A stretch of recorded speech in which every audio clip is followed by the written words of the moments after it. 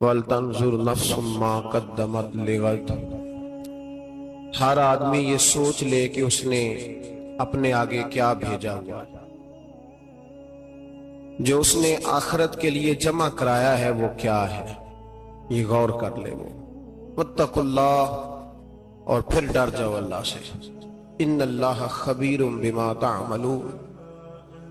फरमाया तुम जितने मर्जी पर्दे डालते फिरो, तुम्हारे रब को तुम्हारे तमाम कामों की खबर है, उसे पता है तुम क्या करते, वो जानता है।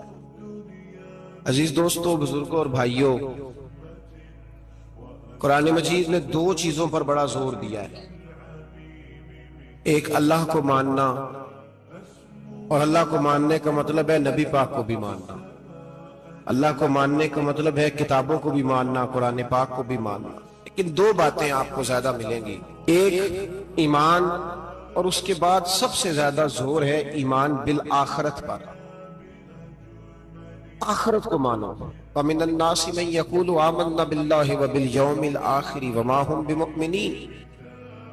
अल्लाह फरमाते हैं कुछ लोगों का दावा है कि हम अल्लाह और आखिरत पर ईमान रखते हैं, हालांकि वो ईमान नहीं रखते, दावा करते हैं, निफाक का मुजाहरा करते हैं, मुनाफिकत करते हैं। जो अल्लाह को मानने वाला होता है उसका रंग और होता है।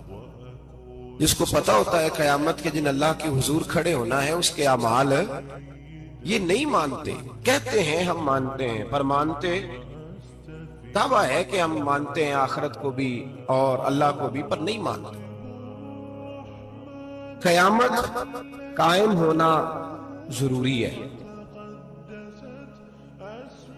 अगर वक़ूए क़यामत ना हो तो जालिम की तो मौजें लग गई। जाबिर तो मौज करेगा, फासिक और फाजिर तो कहेंगे दुनिया में भी हम अपने इक़्तिदार के जोर पर जीते रहे, आज भी हमें पूछने वाला कोई नहीं। अक्लन नकलन क़यामत का कायम होना जरूरी है। क़यामत कायम होगी तो मजलूम को उसके जुल्म पर दाद रसी की जाएगी और जालिम को सजा मिलेगी। एक आदमी सारी जिंदगी दुनिया के अंदर लूट मार करता रहा, धोखा फरेब फराड करता रहा, उसकी रातें शराबो कबाब में गुजर गईं, वो मरे और बात खत्म हो गई। ठीक है, मौज करके चला गया। एक आदमी सारी जिंदगी उसने अल्लाह तबारक व तआला की रिजा के लिए अपनी नजर की हिफाजत की, जुबान की हिफाजत की, यहां तक कि दिल की भी हिफाजत की, वो भी मरे तो मामला खत्म हो गया। इस तरह तो फिर सरकश का कुछ बनेगा ही नहीं। निजामे जिंदगी सारी इसकी सोच खत्म होकर रह जाएगी अगर कयामत कायम नहीं हो। कयामत का कायम होना हक है, इसलिए कुरान मजीद ने एक जगह पे नहीं 20 जगह पे ये बयान फरमाया है कि कयामत जरूर कायम होगा। कयामत, और वो कायम होकर अपने सारे लवाजमात समेत कायम होगी। मेरे नबी पाक सल्लल्लाहु अलैहि वसल्लम ने फरमाया मजलूम को हक मिलेगा, जालिम को सजा मिलेगी। जाबर उस दिन अल्लाह की बारगाह में रुसवा किए जाएंगे, जिन पर जबर करते रहे उन्हें अल्लाह के हुजूर से अता किया जाए। कयामत का वक़ू होना जरूरी है, और कयामत तो जब कायम होगी तब होगी। दुनिया में भी ऐसा होता है, जुल्म का अंजाम ठीक नहीं होता, जबर का अंजाम, झूठ की जिंदगी लंबी नहीं होती, धोखे फरेब फराड मुलम्मा साजी, इन चीजों की उम्रें अल्लाह ने थोड़ी रखी। वक्ती तौर पर जालिम को, धोखेबाज को, जाबर को जो मोहलत मिलती है वो समझता है मेरी सियासत काम कर रही है, वो समझता है मैं बड़ा दाना हूं, बड़ा चालाक हूं, देख लो इतने जुल्म के, जबर के, धोखे के बावजूद बना हुआ हूं। हालांकि अल्लाह की तरफ से उसे मोहलत मिलती है और बड़ा ही मेहरबान है। मोहलत इस तरह देता है कि मेरे नबी पाक अलैहिस्सलाम ने फरमाया जब मेरा मुसलमान नेकी करता है तो अल्लाह फरिश्तों से फरमाता है 70 गुना बढ़ा के लिख लो इसकी नेकी, 70 गुना।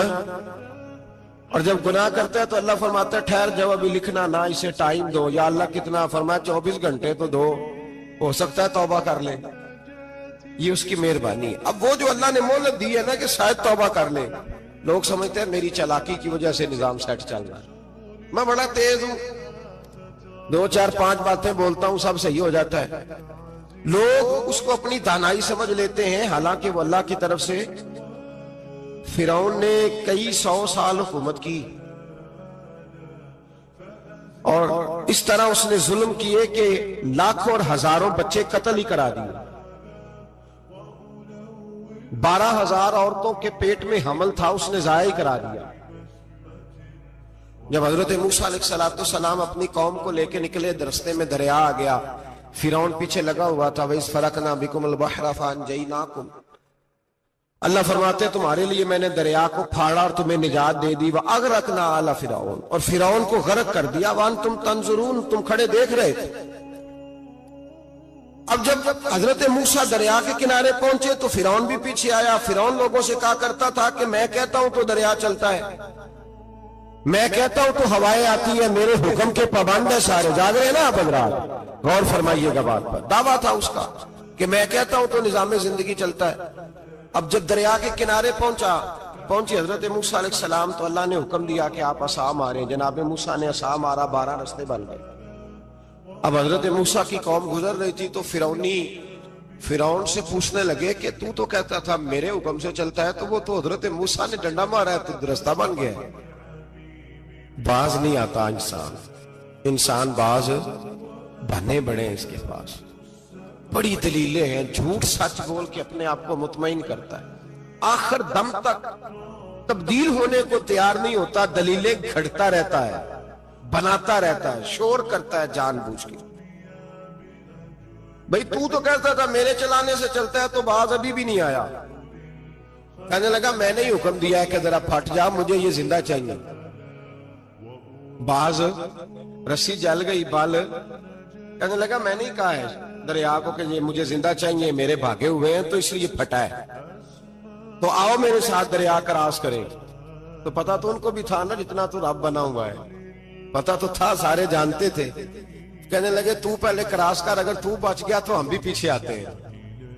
اب چاروں ناچار. ایک روایت تو یہ ہے کہ یہ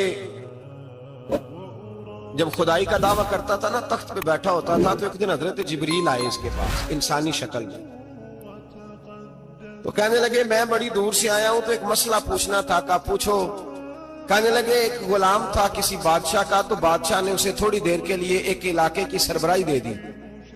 کتنی دیر کے لیے ہمیں سربراہیاں ملتی ہیں؟ کیوں جی؟ تھوڑی دیر کے لیے ملتی ہے نا.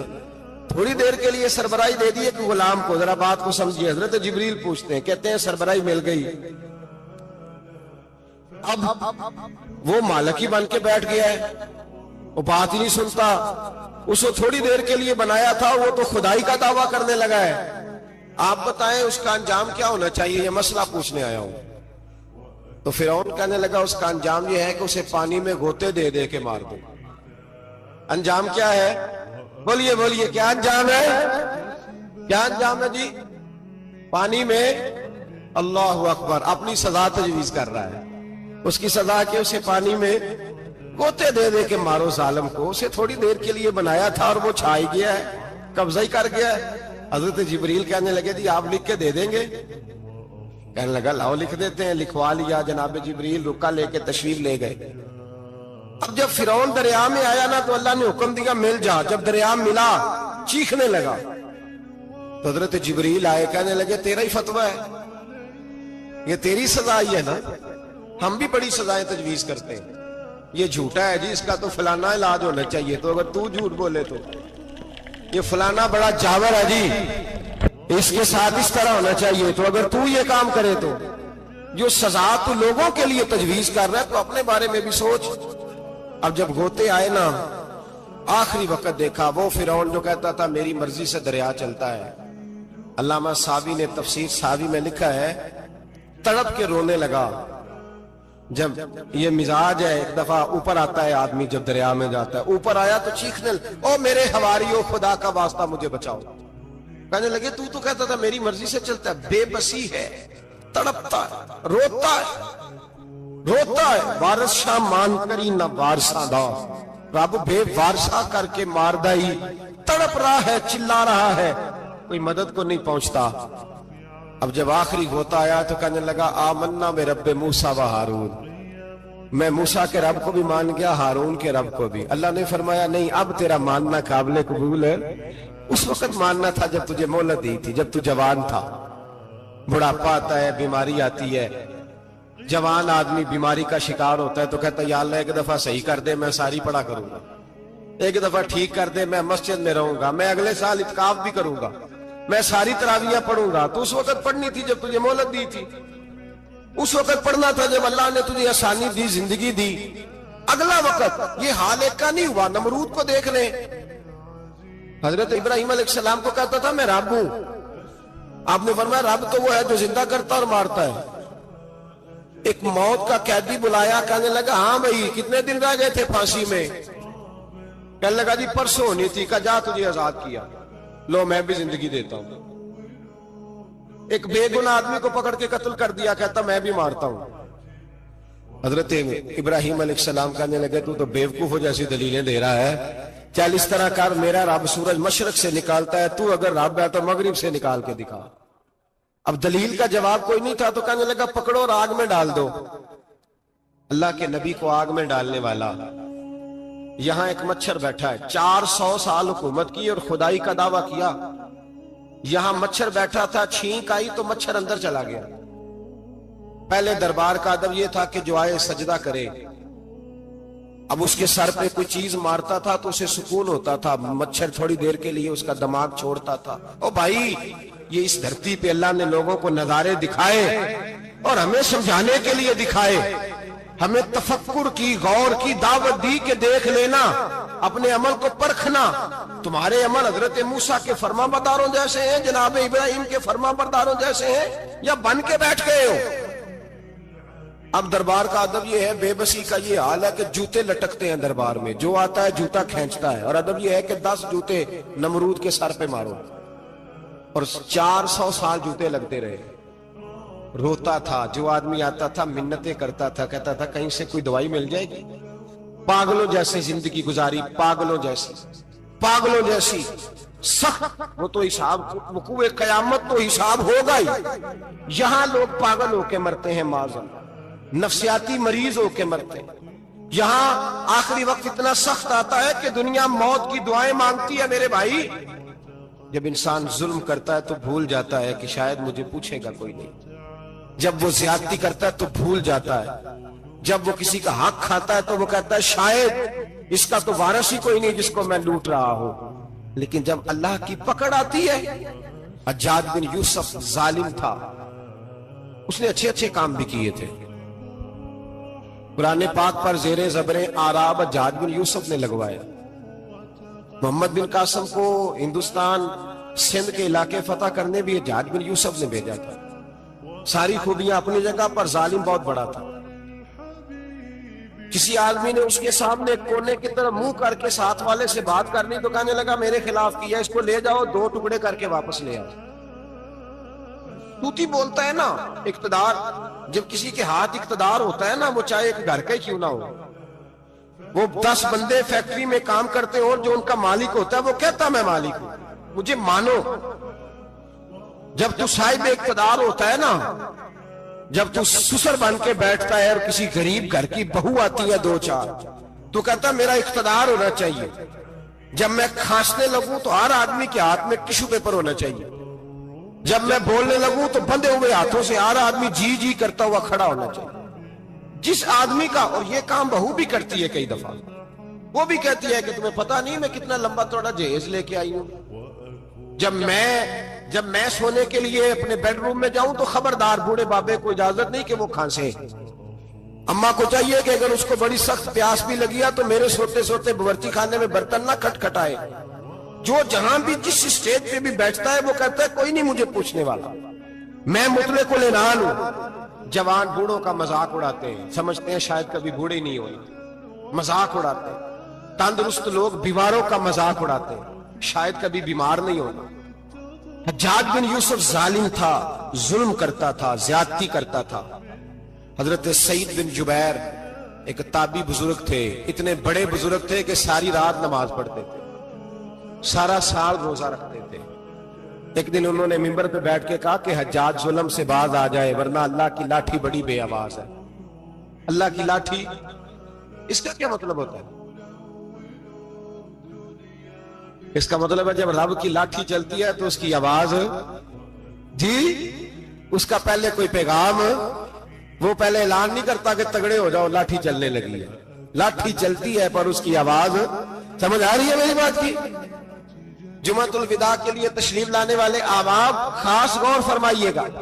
حجاج بن یوسف کو پتا چلا کہ حضرت سعید بن جبیر